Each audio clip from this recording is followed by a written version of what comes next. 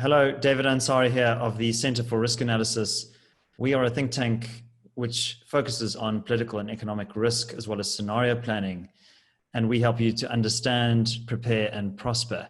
And what we're going to do today is focus on corruption in the ANC.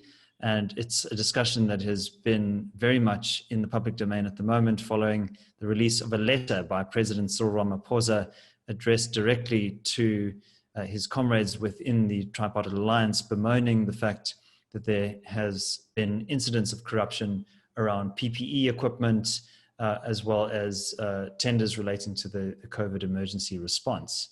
And he has called this an unforgivable betrayal to millions of South Africans who are suffering under the lockdown and the general effects of the COVID-19 pandemic. I'm joined today by Director at the CRA, Frans Cronje. Frans, do you think that this letter will have any impact on corruption in the ANC and curtailing corruption? I think no. I think Mr. Ramaphosa faces a very serious number of structural obstacles before the answer to that can become yes. A few points to make. Number one is corruption should be investigated by law enforcement agencies and not by internal party committees. And the fact that the focus of the letter was on the internal party committees was an immediate problem. Second problem is just the scale of the problem. The executive committee of the ANC is, in some respects, it's National Executive Committee. It's got 80 members and ordinary members. And we've dug into that in some detail. And 41 of those are people that would appear to be implicated in gross acts of corruption. So the structural implications of dealing with corruption in the ANC are vast. I mean, you could hollow out much of the leadership core. 8 of that 80 we would confidently say are not implicated at all, perfectly clean. And the balance of just over 30, it's hard to make a firm call on it at the moment. So where you were to proceed with an internal a series of panels to confront corruption, the people who would influence the makeup and findings of those panels are themselves implicated. Where you would turn outside to law enforcement agencies and prosecutors, the potential consequences for the leadership ranks of the ANC might be unsurvivable.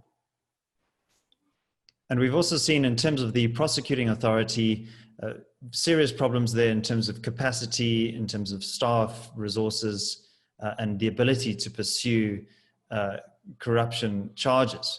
But you would also say that the political space has not been conducive to it, that the prosecuting authority hasn't gotten the support that was needed in order to pursue these high-profile prosecutions. Well, I think that's the only conclusion to reach, because some of these cases against very prominent government and political leaders are slam-dunk corruption cases. There is very little by way of research or analysis or further investigation that's necessary in order to secure jail sentences. And the fact that those prosecutions have not gone ahead must increasingly raise the question of the extent to which prosecutors are being shown red lights on not moving ahead with prosecutions. I don't think any other explanation really carries much weight anymore.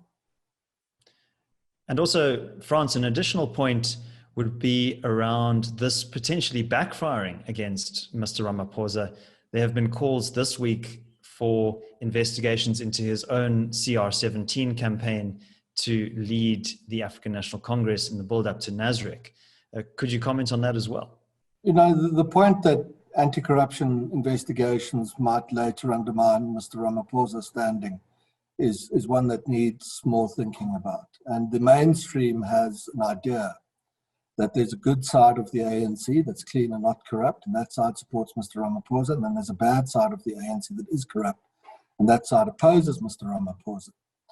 But when we did the work looking at the 41 of the 80 who are implicated or face serious allegations of corruption, they do not belong just to one side of the ANC. They are spread across factional lines in the party.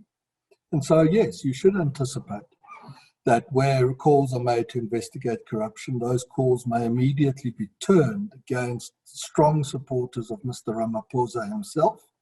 And as has also happened now, what you'll see more and more of, demands from within his opponents, amongst his opponents in the ANC, to investigate the CR17 campaign. And you know, the point of the stuff, David, is as you add it all together, the nice, simple lines of analysis, the neat little corners that are presented by mainstream analysts and by many journalists, that, you know, you must go after the bad guys and prosecute them and then everything's fine. So just from a structural perspective, the leadership ranks of the ANC would be decimated if that happened. It wouldn't be, it's not a question of one faction versus another. It's a far deeper quagmire. And why 3 years after Nasrec, or approaching that, are we still in a position where we don't have any firm action on corruption? And why is it that corruption suspects can be reappointed to senior jobs in the government and the administration around it? And why is it that 3 years in, one of the firmest moves we've seen on corruption is a letter referring allegations to an internal party panel? The answer, there is no other, is that the implications of investigating and prosecuting properly are well understood across all factions of the ruling party and the administration that it leads. All right, well, thank you, Frans. That's all we have time for today, but I think the takeaway there is that the commitment to fighting corruption is merely at the rhetorical level. We will look out for any movement on this front, but our expectation is that we will continue to see the culture of impunity continue within the ANC and no real accountability mechanisms being put in place. Yeah, I'll just jump in there. You're right. It goes both ways now. It's a catch-22. The rot got so deep under the Zuma administration that the ANC can both probably not survive politically the consequences of not dealing with corruption in its ranks, but dealing with it robustly is probably could probably also be a line of approach that might engineer the demise of the party itself. It's totally trapped, and that's what you saw in the letter this week. David, thank you. All right, well, thank you very much, Frans. If there are any questions or comments from you, our audience, please do get in touch with us. There are details in the description below.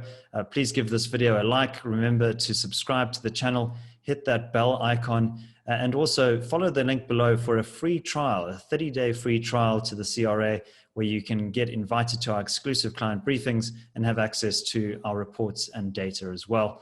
Until tomorrow at 7 a.m., take care. See you then.